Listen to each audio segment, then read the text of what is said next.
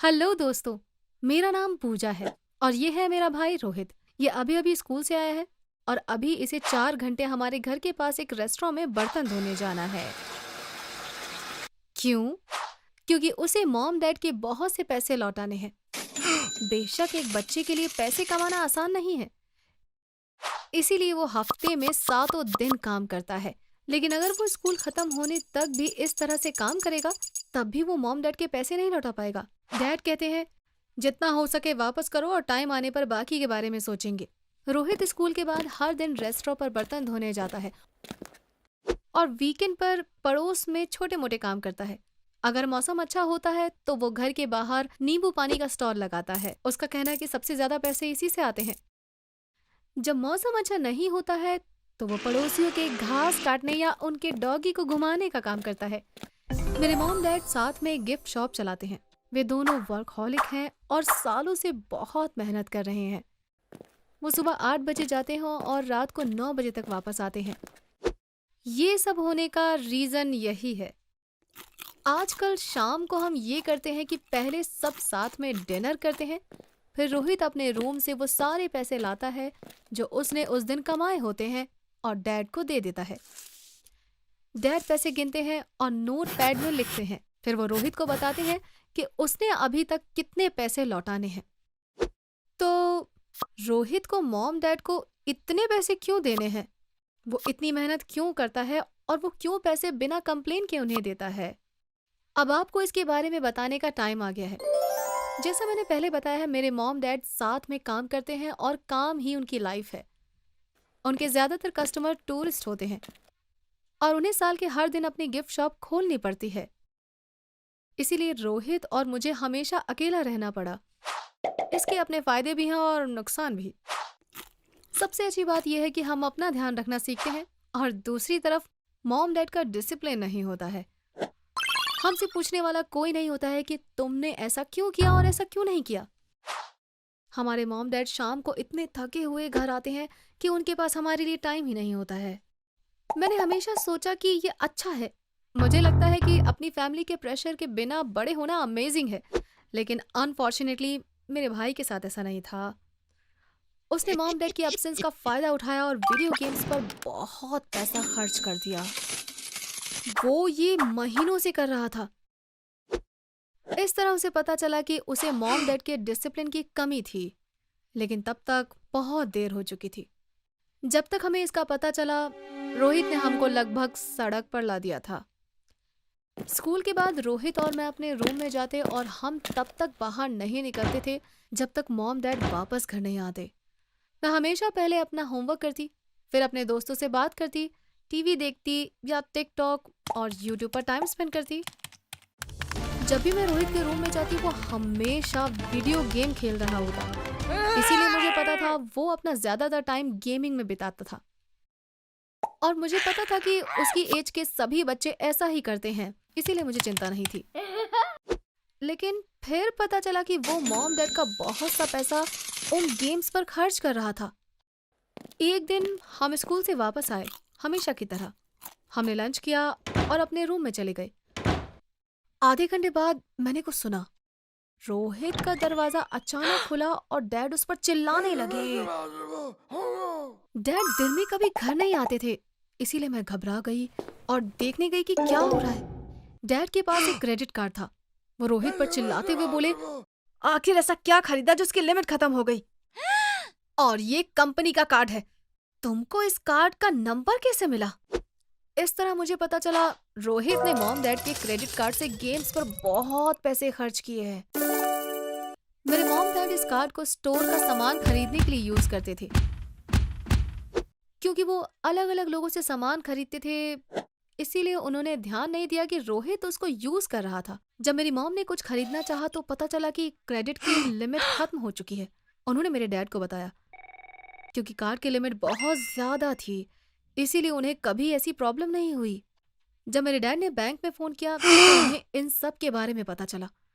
जाहिर है वो गुस्से में थे और रोहित से इस बारे में बात करने के लिए घर आए। वो रोहित की लाइफ की शायद सबसे बुरी रात थी। डैड ने उससे गुस्से में पूछा, तब उसने डिटेल में बताया कि उसने वो पैसे कहाँ खर्च किए हैं। मैं वीडियो गेम्स के बारे में ज्यादा कुछ नहीं जानती। मैंने बस कैंडी क्रश खेला था जब मेरे फ्रेंड्स इसको खेलते थे, बस इतना ही।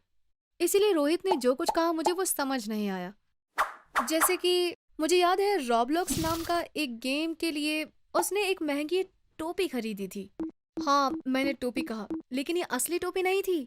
आपका कैरेक्टर इस गेम में टोपी पहनता है। मुझे विश्वास नहीं हो रहा था कि रोहित इतना भोला हो सकता है।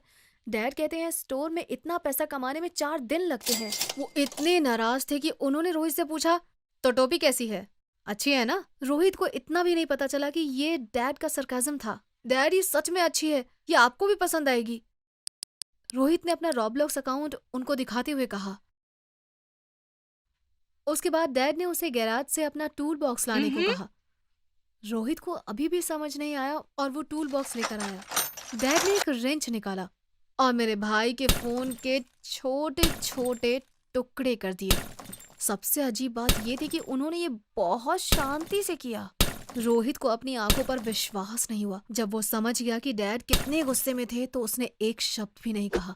असल में ये एक बहुत ही मजेदार सीन था, लेकिन मैं उस समय हंस नहीं सकती थी। गेम्स के अलावा रोहित ने यूट्यूबर्स और स्ट्रीमर्स पर भी बहुत पैसा खर्च किया हुआ था। वो ट्विच पर एक लड़की का सबसे बड़ा डोनर भी बन गया और वो रोहित को थैंक्स कहने के लिए अपनी स्ट्रीम पर भी लाई। जब मामला शांत हुआ तो मैंने उसके चैनल पर वीडियो देखा। जब रोहित डोनेट करता है तो लड़की को अपनी आंखों पर विश्वास नहीं होता। फिर लास्ट में वो खुशी से डांस करने लगती है।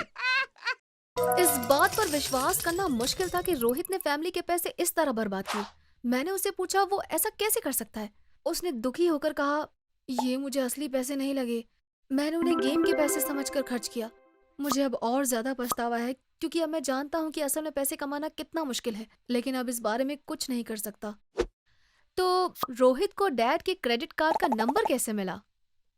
डैड ने उससे पूछा क्योंकि वो क्यूरियस थे। रोहित का चेहरा लाल हो गया, पर उसके पास कोई चारा नहीं था। उसने नीचे देखते हुए कहा कि मैंने वो चुराया था। अब मेरे डैड गुस्से से लाल हो गए थे। तुमने इसे कब चुराया? वो चिल्लाए। रोहित की आंखों में आंसू आ गए। आपके बर्थडे पर, उसने कांपती हुई आवाज में कहा। मेरी मॉम डैड को बर्थडे पर स्पा पर ले गई थी। हम सब उनके साथ स्पा गए थे क्योंकि स्पा के बाद हम सब एक साथ डिनर पर जाने वाले थे। जब डैड स्पा में थे तब हम कैफे में वेट कर रहे थे। रोहित ने ड्रेसिंग रूम में जाके डैड की वॉलेट से क्रेडिट कार्ड निकाला और उसका नंबर एक पेपर पर लिख लिया। शुरुआत में वो फोर्टनाइट नाम की गेम में कुछ चीजें खरीदना चाहता था, लेकिन जब किसी ने ध्यान नहीं दिया तो वो 2.5 महीने तक कार्ड का यूज बहुत सी अलग अलग जगहों पर करता रहा। अगले दिन डैड ने रिफंड के लिए उन सभी कंपनीज को अप्लाई किया जहां से रोहित ने चीजें खरीदी, लेकिन अनफॉर्चुनेटली उनमें से ज्यादातर ने मना कर दिया। कुछ ने तो उनके ईमेल्स का जवाब तक नहीं दिया। फिर डैड ने अपने वकील से बात की और उनके पास एक अजीब सुझाव था। उन्होंने डैड से कहा, अगर आप साबित कर दो कि आपका क्रेडिट कार्ड चोरी हो गया था तो हम कोर्ट से सारे पैसे वापस करा सकते हैं, लेकिन ऐसा करने के लिए आपको रोहित की रिपोर्ट करनी पड़ेगी और जाहिर है फिर उसे अरेस्ट होना पड़ेगा, जिससे क्राइम रिकॉर्ड हो सकता है। लेकिन आपको चिंता की बात नहीं है, रोहित के छोटे होने के कारण जज उसको थोड़ा सा फाइन लगाकर छोड़ देंगे। डैड ने हमें डिनर पर बताया कि वकील ने क्या कहा। रोहित सच में डर गया था। वो गिड़गिड़ाते हुए बोला, प्लीज ऐसा मत करना प्लीज। डैड ने कहा, क्यों नहीं, मुझे लगता है तुम इसी लायक हो। और रोहित रोने लगा। जाहिर है डैड ऐसा नहीं करने वाले थे, लेकिन मौका मिलने पर उन्होंने रोहित को फिर डरा दिया था। उस रात डैड ने कहा, क्योंकि हमें अपने पैसे वापस नहीं मिल सकते, ये रोहित पे कर्ज होगा, तुम काम करके इसे चुकाओगे। इस तरह रोहित का काम करना शुरू हुआ। मेरी मॉम की दोस्त ने उसे रेस्टोरेंट में जॉब दिलवाई। मैंने उसे पड़ोसियों के वहां पे काम करने का आइडिया दिया। रोहित अच्छी तरह जानता है कि उसने गलती की है, इसीलिए उसे कुछ भी कहते हैं तो वो करता है और बिना कंप्लेन के कोई भी काम करता है। क्या आप किसी को जानते हैं जो वीडियो गेम्स पर बहुत पैसे खर्च करता है? अगर हाँ तो कमेंट में बताइए, हमें सुनकर बहुत अच्छा लगेगा। मेरी कहानी सुनने के लिए थैंक्स। हेलो। सभी की तरह मैं भी अपनी मॉम से बहुत प्यार करती हूँ, लेकिन मुझे कुछ ऐसा पता चला जिसके बाद मैं उन्हें अलग नजरिए से देखने लगी। मॉम को हमसे ऑनेस्ट होना चाहिए था। मैं आपको शुरू से पूरी कहानी सुनाती हूँ, देखते हैं आप मुझसे अग्री करते हैं या नहीं। हम हमेशा एक हैप्पी फैमिली रहे हैं। सालों से मेरी मॉम का एक ब्यूटी सैलो है। वो अपने काम से बहुत प्यार करती थी। मेरे डैड एक वेडिंग फोटोग्राफर हैं। उनका काम शादी में फोटो खींचना है। मुझे भी पिक्चर्स लेना बहुत पसंद है। मैं अपने इंस्टाग्राम पर जो पिक्चर्स पोस्ट करती हूँ उन्हें बहुत से लाइक्स आते हैं, लेकिन मुझे मॉम की वजह से अपना अकाउंट डिलीट करना पड़ा। मैं 17 साल तक अपनी मॉम के पेरेंट्स से नहीं मिली थी। जब मैं उनसे इस बारे में पूछती थी तो वो कहती थी कि वो उनसे नहीं मिलना चाहती क्योंकि उनकी अपनी फैमिली के साथ सीरियस इश्यूज हैं। मैं इस बारे में बहुत क्यूरियस थी, लेकिन मॉम ने उनके बारे में बात करने से मना कर दिया। एक दिन जब मैंने उन्हें फोर्स किया तो वो चिल्लाई, मैं नहीं जानती कि वो जिंदा भी हैं या नहीं और मुझे उनकी परवाह नहीं है। मुझसे उनके बारे में पूछना बंद करो। इस बात के कुछ महीनों बाद एक सुबह डोरबेल बजी। वो एक बूढ़े कपल थे। वो आदमी सूट और बो टाई में कॉलेज का प्रोफेसर लग रहा था। वो लेडी भी बहुत खूबसूरत लग रही थी। उनके पास एक बुके था। वो बहुत क्यूट लग रहे थे। उन्होंने कहा कि वो मेरी मॉम को ढूंढ रहे थे। क्या वो यहीं रहती है? जब मैंने कहा हाँ, तो वो बोले, क्या तुम उनकी बेटी हो? मैंने सर हाँ में हिलाया और पूछा, क्या आप मेरी मॉम से मिलना चाहोगे? मैं उन्हें बुला दूंगी, लेकिन मैं क्या कहूँ कि कौन आया है? उन्होंने मुझे अपने नाम बताए। फिर उन्होंने मुझसे पूछा, तुम्हारा नाम क्या है? फिर उन्होंने कहा, मैं तुम्हारी नानी हूं और ये तुम्हारे नाना। हम तुमसे मिलकर बहुत खुश हैं। मैं बहुत सरप्राइज थी, लेकिन मैं उन्हें अंदर नहीं बुला सकी। मैंने सोचा मुझे मॉम को बुलाना चाहिए। मॉम सैलून के लिए रेडी हो रही थी। मैंने उनसे कहा, बाहर एक ओल्ड कपल है, वो कह रहे हैं कि वो मेरे नाना नानी हैं। मॉम का चेहरा उतर गया। उन्होंने कहा, तुमने अभी क्या कहा? मॉम उनको देखकर बिल्कुल खुश नहीं थी। मुझे लगा वो उन लोगों को अंदर नहीं बुलाएंगी, लेकिन शुक्र है उन्होंने बुलाया। मैं पता लगाने की कोशिश कर रही थी कि क्या हो रहा है, लेकिन मॉम ने मुझसे कहा, जिया, क्या तुम अपने रूम में जाओगी? हमें कुछ पर्सनल बातें करनी है। ना चाहते हुए भी मुझे जाना पड़ा। 1 घंटा बीत गया। मैं क्यूरियस थी कि क्या हो रहा है। फाइनली मैं अपने रूम से बाहर आई। वहां कोई नहीं था। मॉम और हमारे गेस्ट दोनों चले गए थे। मैंने तुरंत मॉम को कॉल किया। उन्होंने कहा, वो सैलो में है। तो क्या वो आपके मॉम डैड थे? मैंने पूछा। मैं तुमको सच बताती हूँ, हाँ, ये वही थे, लेकिन उन्हें नहीं आना चाहिए था और वो फिर नहीं आएंगे, उन्होंने कहा। जाहिर है बहुत टाइम पहले कुछ बुरा हुआ था।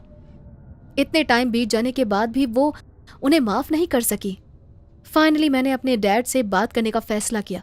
मैं उनके फोटो स्टूडियो में गई। मैंने उन्हें बताया कि क्या हुआ था। उन्होंने कहा कि मॉम ने उनसे इस बारे में कभी बात नहीं की। मुझे यकीन है कि उनके कुछ रीजंस होंगे। मेरा ख्याल है कि उन्हें अभी अकेला ही छोड़ दो, उन्होंने कहा। अगर उस दिन के बाद सभी कुछ वैसा ही रहता तो मैं वही करती, लेकिन फिर कई अजीबोगरीब चीजें होने लगी। इस इंसिडेंट के तुरंत बाद मॉम ने अपना सैलून बेच दिया। इससे पहले वो सभी को बताती कि उनका बिजनेस कितना अच्छा चल रहा है और उनके कितने लॉयल क्लाइंट्स थे, लेकिन उन्होंने एक लोकल न्यूज़पेपर में ऐड दिया और उसका जवाब देने वाले पहले इंसान को बेच दिया। उसके बाद हम दूसरे घर में शिफ्ट हो गए। वो एक अलग लोकेलिटी थी। जहां हम रहते थे उससे बहुत दूर। इन सब का कोई सेंस नहीं था। उस बूढ़े कपल के आने के बाद से सब कुछ बदल गया था। एक सुबह ऐसा हुआ जो बहुत बुरा था। मॉम चाहती थी कि मैं अपना टिकटॉक और इंस्टाग्राम अकाउंट डिलीट कर दूं। मुझे टिकटॉक की परवाह नहीं थी, लेकिन पिक्चर्स लेना मेरा फेवरेट शौक था और मैं अपना इंस्टाग्राम डिलीट नहीं करना चाहती थी, जहां मैं अपनी सभी पिक्चर्स डालती थी। मैंने मॉम से पूछा, क्या हो रहा है? प्लीज जैसा मैं कहूँ वैसा ही करो और सवाल मत करो। टाइम आने पर मैं तुमको सब कुछ बता दूंगी। मैं अपनी मॉम के अजीब बिहेवियर से ऊब चुकी थी, लेकिन मैं कुछ नहीं कर सकती थी। मुझे अपना अकाउंट डिलीट करना पड़ा। तब तक मुझे रियलाइज हुआ कि मॉम ने कभी सोशल मीडिया यूज ही नहीं किया।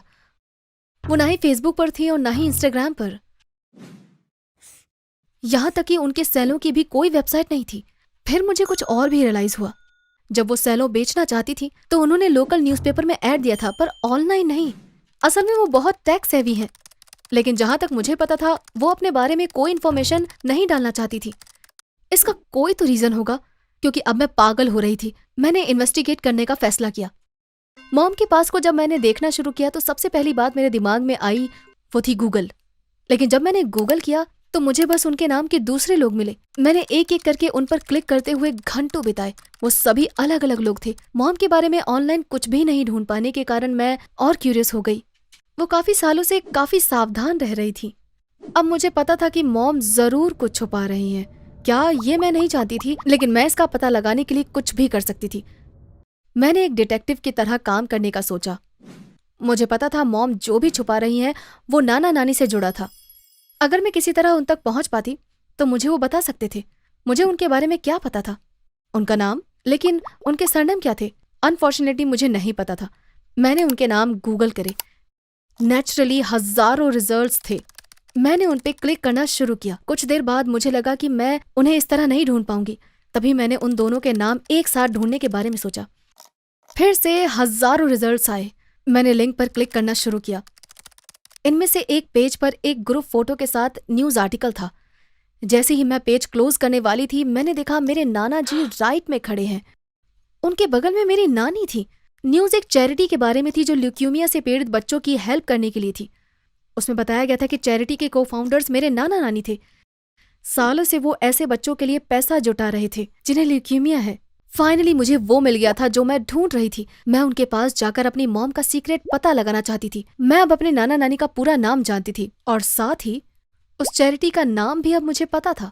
मैं उनका फेस देखकर समझ गई थी कि वो दोनों अच्छे इंसान थे और इस न्यूज से मेरी बात सही साबित हुई। एक्चुअली एक और चीज थी जो मैं कर सकती थी। अब मुझे मॉम का मेडन नेम भी पता था। मैं उनका नाम एक बार फिर से गूगल कर सकती थी। मैंने मॉम का पूरा नाम टाइप किया और सर्च बटन दबा दिया। पहला रिजल्ट था मोस्ट वांटेड भगोड़े। मैंने एक्साइटेड होकर उस पर क्लिक किया। ये एक पुलिस वेबसाइट थी। वहां कई लोगों की पिक्चर्स थी और लिखा था, अगर आप इनमें से किसी को जानते हैं या देखा है तो अपनी सेफ्टी के लिए उन्हें या किसी और से कुछ मत कहना, तुरंत पुलिस को बुलाना। क्या मॉम एक वांटेड क्रिमिनल हो सकती है? मुझे ऐसा नहीं लगा, लेकिन फिर भी मैंने पेज को नीचे स्क्रॉल किया और देखने लगी। देखते देखते अचानक मैं रुक गई। एक पिक्चर में जो एक लड़की थी वो बिल्कुल मेरी मॉम की तरह लग रही थी, लेकिन वो बहुत छोटी थी। उसके छोटे और लाल बाल थे। मेरी मॉम लंबे बाल रखती हैं और उनका कलर ब्राउन है। और सबसे इम्पोर्टेंट बात, पिक्चर में दिख रही लड़की की आंखें ब्राउन थी, मॉम की आंखें ब्लू थी। मैंने फोटो को और ध्यान से देखा। अगर ये लड़की मॉम नहीं है तो ये मेरी मॉम की बहन है, क्योंकि वो बिल्कुल मेरी मॉम जैसी दिख रही थी। मुझे रियलाइज हुआ कि मैं फोटो पर क्लिक कर सकती हूँ। जब मैंने क्लिक किया तो एक ऐसा पेज खुला जिसमें लिखा था कि उसका क्राइम क्या था। वो चोरी के लिए वांटेड थी। जैसे मैंने आगे पढ़ा मैं चिल्लाई, बिल्कुल नहीं। उन पर एक चैरिटी से काफी सारा पैसा चुराने का इल्जाम था। यहाँ जिस चैरिटी के बारे में बताया गया था, जिसे मेरे नाना नानी ने बच्चों के लिए स्टार्ट किया था, ये कोइंसिडेंस नहीं हो सकता। मुझे एक आइडिया आया। मॉम ग्रोसरी स्टोर पर थी। मैं किचन में गई। पिछले दिन का कचरा अब भी वहीं था। मैंने ग्लव्स पहना और कचरे को देखने लगी। हाँ, ये डिस्गस्टिंग था, लेकिन यही मुझे कुछ मिल सकता था। और मुझे मिला भी। कॉन्टैक्ट लेंसेज का पैकेट। मेरी मॉम की आंखें ब्लू नहीं ब्राउन थी। उन्होंने इसे छुपाने के लिए ब्लू कॉन्टैक्ट लेंसेज का यूज किया था। मेरी मॉम ने मेरे नाना नानी के चैरिटी के पैसे चुराए थे और गायब हो गई थी। पुलिस अभी भी उनको ढूंढ रही थी। मुझे ये सब जानकर दुख हुआ। काश मैंने इतना रिसर्च नहीं किया होता। ये सब जानने के बाद मैं अपनी मॉम को अलग तरह से देखने लगी। हम एक हैप्पी फैमिली थे। हम ऐसा कुछ अपने बीच में नहीं चाहते थे। जब मॉम वापस आई तो मैं उनके पास गई। मैंने उनसे कहा कि मैं उनसे कुछ इंपॉर्टेंट बात करना चाहती हूँ और उन्हें सब कुछ बता दिया। वो रोने लगी। कुछ देर तक वो बोल ही नहीं पाई। फिर उन्होंने अपनी कहानी सुनाई। जब मैं तुम्हारे नाना नानी के साथ रहती थी, मैं एक ब्यूटी सैलून में काम करती थी। मैं अपना खुद का बिजनेस स्टार्ट करना चाहती थी। मैं छोटी थी और मेरे पास पैसे नहीं थे। मेरे मॉम डैड ने बहुत बड़ी चैरिटी ऑर्गेनाइज की थी। वो चैरिटी का सारा पैसा अगली सुबह बैंक में डालने वाले थे। मैं वो पैसे लेकर भाग गई अपना ब्यूटी सैलून खोलने के लिए। जब मैंने कमाना शुरू कर दिया तो मैंने जितना पैसा लिया था उसका दुगना डोनेट करने वाली थी। मुझे लगा तुम्हारे नाना नानी मेरी पुलिस को कंप्लेन नहीं करेंगे, लेकिन वो बीमार बच्चों के पेरेंट्स को ये नहीं समझा पाई कि पैसे कहाँ गायब हो गए। इसीलिए उन्हें पुलिस के पास जाना पड़ा। मैं उनसे बहुत गुस्सा थी। मैंने फिर कभी उनसे बात नहीं की। मैंने तुम्हारे डैड से शादी करी और एक नई लाइफ स्टार्ट की। मैंने अपना हुलिया बदल लिया क्योंकि मुझे पता था कि पुलिस मेरे पीछे है और मैं तभी से कॉन्टैक्ट लेंस यूज कर रही हूँ। एक बूढ़ी औरत जो हाल ही में हमारी बिल्डिंग में आई थी, उसने मुझे पहचान लिया। उसने तुम्हारे नाना नानी को बता दिया कि मैं कहाँ रहती हूँ। वो मुझसे मिलना चाहते थे। अनफॉर्चुनेटली मैंने उनके साथ अच्छा बिहेव नहीं किया क्योंकि मैं अभी भी बहुत शर्मिंदा थी। मैं बुरी इंसान नहीं हूँ। मैंने जो किया है उसका मुझे बहुत पछतावा है। मैंने सेलो बेच दिया और सारे पैसे तुम्हारे नाना नानी की चैरिटी में डोनेट कर दिए। जब माँ मुझे ये सब बता रही थी तो मैं रोने लगी। ये उनका सबसे बड़ा सीक्रेट था। वो बहुत शर्मिंदा थी। अनफॉर्चुनेटली अब मैं भी इसके बारे में जानती थी। ये उन्हें और शर्मिंदा कर रही थी। 1 महीने बाद मेरे नाना नानी फिर से आए। उन्होंने मेरी मॉम के डोनेशन का प्रूफ कोर्ट को दे दिया था। जज ने कहा एक फाइनल सुनवाई होनी है और मेरी मॉम शायद एक छोटा सा फाइन देकर छूट जाएंगी। अब हम उस सुनवाई का वेट कर रहे हैं। मैं पिछले हफ्ते नाना नानी से मिलने गई थी। मैंने उनसे कहा कि मैं उनके साथ चैरिटी में काम करना चाहती हूँ। वो बहुत खुश थे। जल्द ही एक नया डोनेशन इवेंट होगा। मैं उनकी हेल्प करने के लिए सच में बहुत एक्साइटेड हूँ। हाय, मेरा नाम नेहा है। कुछ साल पहले मेरे डैड की हार्ट अटैक से डेथ हो गई। उनके अचानक से चले जाने से हमारी लाइफ हमेशा के लिए बदल गई। मेरी मॉम के पास कोई जॉब नहीं थी और ना ही उन्हें कोई जॉब एक्सपीरियंस था। मेरे डैड की कुछ सेविंग्स थी जो उन्होंने अपनी जॉब से की थी। पहले हमने उससे अपनी जरूरतें पूरी करी, लेकिन जल्दी ही वो पैसे खत्म हो गए और हम अपने बिल्स भी पे नहीं कर पा रहे थे। एक दिन मेरी मॉम ने मुझसे कहा, नेहा, मैं तुमसे कुछ जरूरी बात करना चाहती हूँ। हमारे मकान मालिक मुझसे शादी करना चाहते थे। उन्होंने 4 साल पहले अपनी वाइफ को डिवोर्स दे दिया था। उनकी 2 बेटियां हैं, लेकिन वो अपनी मॉम के साथ रहती हैं। मैं उन्हें अच्छी तरह से जानती भी नहीं थी, लेकिन वो एक अच्छे इंसान लगते हैं। मैं उन्हें हाँ कहने वाली हूँ। मैं ये हम दोनों के लिए कर रही हूँ। प्लीज मुझे समझने की कोशिश करो। मेरी मॉम बहुत सुंदर है। मैंने उस आदमी को बस एक बार देखा था। वो मेरी मॉम से 10-15 साल बड़े थे। उनको पता था कि हमको पैसों की प्रॉब्लम है क्योंकि हम उन्हें रेंट पे नहीं कर सकते थे। वो हमारा फायदा उठाने की कोशिश कर रहे थे। मेरे बहुत रिक्वेस्ट करने पर भी मेरी मॉम ने मेरी बात नहीं मानी और उन्होंने उनसे शादी कर ली। जैसे जैसे मैं उन्हें और अच्छे से जानने लगी, ये बहुत साफ हो गया कि मेरी मॉम ने बहुत बड़ी गलती कर दी। वो एक घमंडी इंसान थे जो हर टाइम अपने पैसे की बातें करते थे। वो अपनी प्रॉपर्टी से मिले रेंट पर रह रहे थे। उनके पास कोई जॉब नहीं थी और वो सारा दिन घर पर ही रहते थे। वो मॉम को अपनी मेड की तरह ट्रीट करते थे। एग्जाम्पल के लिए हर संडे को वो मेरी मॉम को एक लिस्ट देते थे जिसमें लिखा होता था कि मेरी मॉम को उस वीक खाने में क्या बनाना है। वो हर मील के बाद हर डिश को ग्रेड देते थे। सबसे बुरी बात ये थी कि वो पूरे टाइम इस बारे में बात करते रहते थे कि उनकी एक्स वाइफ कितना अच्छा खाना बनाती थी। मॉम चाहती थी मैं उनके साथ घुल मिल जाऊं, इसीलिए मैंने डिसाइड किया कि मैं पूरी कोशिश करूंगी। मैंने उनके बर्थडे पर अपनी पॉकेट मनी बचा के एक पेन खरीदा। और तो और मेरी मॉम मुझे इंसिस्ट करती थी कि मैं उन्हें डैड कहूं। मैंने उन्हें एक नोट लिखा, मेरे प्यारे डैड, और उसे एक गिफ्ट बॉक्स में रख दिया। जब उन्होंने उसे देखा तो वो नाराज होते हुए बोले, मुझे लगता है अभी तुम्हारा मुझे डैड कहना जल्दबाजी होगा। पहले तुम्हें मुझे प्रूव करना होगा कि तुम मेरी बेटी हो। उन्होंने कहा। मुझे बहुत दुख हुआ। मैंने मॉम की तरफ देखा, उन्हें भी बुरा लगा। उसके बाद कुछ ऐसा हुआ जिससे चीजें और भी ज्यादा बदतर हो चुकी थी। एक सुबह मैंने देखा कि घर पर मेरी एज की एक लड़की है। वो उनकी बेटी पिया थी। उसका अपनी मॉम से झगड़ा हो गया था, इसीलिए उसने हमारे साथ रहने का फैसला ले लिया।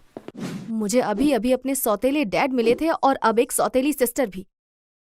पहले मुझे लगा शायद हम दोस्त बन सकते हैं, लेकिन अनफॉर्चुनेटली पिया बिल्कुल अपने डैड जैसी थी। एक शाम वो मॉम पर चिल्लाई, तुम्हारा खाना बहुत ही ऑयली है और इसीलिए मेरा वेट बढ़ गया है। लेकिन जब वो आई थी तो पहले से थोड़ी मोटी थी। मुझे लगता है वो ऐसी है क्योंकि वो बच्ची थी। उसने ऐसा इसलिए किया क्योंकि वो मेरी मॉम को दोष देना चाहती थी।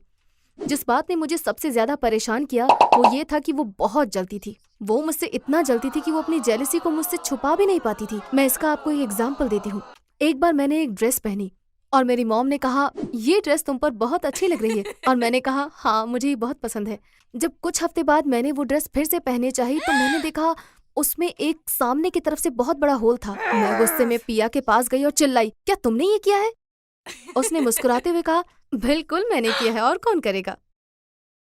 पिया के हमारे साथ रहने के बाद से डैड ने मेरे साथ बहुत बुरा बर्ताव करना शुरू कर दिया। पिया कॉलेज नहीं गई क्योंकि उसके मार्क्स खराब थे। दूसरी तरफ मैं एक अच्छी स्टूडेंट थी। मैं कॉलेज में साइकोलॉजी पढ़ना चाहती थी। मैंने मॉम से इस बारे में बात की। उन्होंने जाकर डैड से कहा। वो मेरे पास आए और उन्होंने कहा, कॉलेज जाने के सपने भी मत देखना, तुम उस लायक नहीं हो। उस रात मैं बहुत रोई। मुझे उस घर से निकलना था, लेकिन मुझे कोई रास्ता नहीं दिख रहा था। एक दिन मुझे जिस मिरेकल की जरूरत थी वो हुआ। मेरा फोन बजा। फोन पर एक लेडी ने कहा, मैं तुम्हारी दादी हूँ, मैं तुमसे और तुम्हारी मॉम से मिलना चाहती हूँ। हम अगले दिन मिले। जब मेरे डैड छोटे थे तो मेरी दादी ने उन्हें छोड़ दिया था। इसके लिए उन्होंने उन्हें कभी माफ़ नहीं किया। उसके बाद दादी ने कई बार उनसे कांटेक्ट करने की कोशिश करी, लेकिन मेरे डैड ने मना कर दिया। उन्होंने हमें ये सब रोते हुए बताया। वो सही था क्योंकि मैंने उसे छोड़ दिया था। मुझे इसका बहुत रिग्रेट है। अनफॉर्चुनेटली टाइम को वापस लाना पॉसिबल तो नहीं है। मेरी दादी को हाल ही में पता चला था कि मेरे डैड की डेथ हो गई है। उन्हें लगा हमें पैसों की कुछ हेल्प चाहिए होगी, इसीलिए उन्होंने हमें ढूंढा और हमारे पास पहुंच गई। उन्होंने हमें बताया कि मेरे दूसरे हस्बैंड बहुत अमीर थे। मैंने उन्हें पिछले साल खो दिया। अब मेरे पास कोई भी नहीं है। उन्होंने पूछा कि क्या आप मेरे साथ रहना चाहोगे। मेरी मॉम उस टाइम प्रेग्नेंट थी। उन्होंने कहा अब मेरा एक नया परिवार है, लेकिन मैं जानती हूँ कि नेहा खुश नहीं है। वो चाहे तो आपके साथ रह सकती है। मेरी दादी एक अच्छी इंसान लग रही थी। अगर वो नहीं भी होती तो भी मैं उनके साथ ही रहती, क्योंकि मेरे सौतेले डैड और सिस्टर मेरी लाइफ को नर्क बना रहे थे। मैं तुरंत मान गई। उस रात मैंने मॉम को गुड बाय कहा और चली गई। मेरी दादी सच में बहुत अमीर थी। वो एक शानदार मैंशन में रहती थी। सबसे अच्छी बात ये थी कि वो मेरी सोच से भी ज्यादा अच्छी थी। वो मुझसे कहती थी कि मुझे ऐसा लगता है जैसे मैंने फिर से जन्म लिया हो। नेहा, मुझे ऐसा फील करवाने के लिए थैंक्स। मैं तुम्हें बेस्ट कॉलेज में भेजूंगी। आखिरकार ये सब तुम्हारा ही है। मुझे अमीर होने की परवाह नहीं थी। मैं अब शांति से रहती थी और ये मेरे लिए सबसे ज्यादा वैल्यूएबल था। उसके बाद कुछ अनएक्सपेक्टेड हुआ। मेरी दादी की अचानक एक एक्सीडेंट में मौत हो गई। वो अपने दोस्तों के साथ क्रीक आइलैंड के टूर पर गई थी। स्विमिंग करते टाइम एक जहरीली मछली ने उन्हें काट लिया। वो टाइम पर हॉस्पिटल नहीं पहुंची और रास्ते में ही उनकी डेथ हो गई। मैं बहुत दुखी थी। उन्होंने एक बार मुझसे कहा था, मेरे जाने के बाद तुम एक स्कूल बनवाना। उनकी इच्छा पूरी करने के लिए मैं तुरंत काम पर लग गई। मेरी मॉम और मैं फ़ोन पर बहुत बातें करती थी। अब मेरा एक भाई भी था। मुझे लगता था वो बिल्कुल खुश नहीं थी और उनके हस्बैंड उनके साथ बहुत बुरा बर्ताव करते हैं, लेकिन उन्होंने फिर भी मुझसे कुछ नहीं कहा। मैंने उन्हें कहा, आप मेरे साथ रहने आ जाइए, उन्हें छोड़ दीजिए, पर उन्होंने मेरी बात नहीं मानी। मेरी मॉम एक अच्छे इंसान है और वो एक अच्छी वाइफ भी हैं। मेरे सौतेले डैड उनका फ़ायदा उठा रहे थे। एक दिन मॉम ने मुझे फ़ोन किया। वो बहुत उदास लग रही थी। उन्होंने कहा, तुम्हारे सौतेले डैड तुमसे मिलना चाहते हैं। बिल्कुल नहीं, मुझे उनसे नहीं मिलना। मैं चिल्लाई। मॉम ने कहा, नेहा, ये सच में इम्पॉर्टेंट है। क्या तुम मेरे लिए उनसे मिल लोगी? मैं मना नहीं कर पाई। मैं शॉक थी कि वो मुझसे मिलना चाहते हैं। वो अगले दिन आए। अब वो उतने घमंडी नहीं थे। जब उन्होंने कहा, नेहा, हमारा रिलेशन बहुत अच्छा नहीं है, लेकिन मैं अभी भी तुमको बहुत पसंद करता हूँ। मैं मुस्कुराई। वो एक झूठ था, लेकिन फिर भी मैं कुछ नहीं बोली। शायद तुम्हारी मॉम ने तुम्हें बताया होगा, मेरी बेटी पिया को एक रेयर और सीरियस मसल डिसऑर्डर है। मैं बहुत शॉक थी। मैंने कहा, मुझे इस बारे में कुछ नहीं पता। जाहिर है मेरी मॉम ने इस बारे में कुछ नहीं बताया ताकि मैं उनकी प्रॉब्लम से अपसेट ना हो जाऊं। मेरे सौतेले डैड ने मेरी आंखों में देखा और कहा, नेहा, पिया मर रही है। मैं तुमसे हेल्प मांगने आया हूँ। मुझे पता था उनके पास बहुत पैसा है, इसलिए मैं कंफ्यूज थी। आप मुझसे चाहते क्या हैं? मैंने पूछा। पिया की बीमारी के लिए एक दवाई है। उसे ठीक करने के लिए एक ही डोज काफ़ी है, लेकिन ये दुनिया की सबसे महंगी दवाई है जो हर साल सिर्फ 20 लोगों के लिए बनाई जाती है।